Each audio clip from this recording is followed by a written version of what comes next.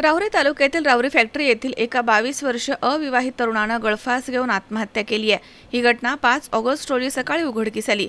या घटनेमुळे परिसरामध्ये हळहळ व्यक्त केली जाते।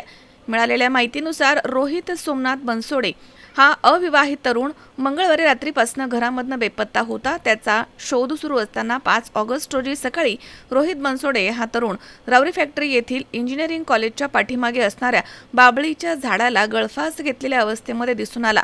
घटनेची माहिती मिळताच पोलीस निरीक्षक रवींद्र देशमुख यांच्या मार्गदर्शनाखाली हवालदार बाबासाहेब शेळके, रुग्णवाहिका चालक रवींद्र देवगिरे आणि स्थानिक नागरिकांनी तातडीने घटनास्थळी धाव घेतली। पोलीस प्रशासनाकडून घटनेचा पंचनामा करून मृतदेह राहुरी येथील ग्रामीण रुग्णालयामध्ये पाठवण्यात आला। तिथे नातेवाईक आणि मित्रमंडळींनी मोठी गर्दी केली होती। मृतदेहावरती शवविच्छेदन केल्यानंतर मृतदेह नातेवाईकांच्या ताब्यात देण्यात आला।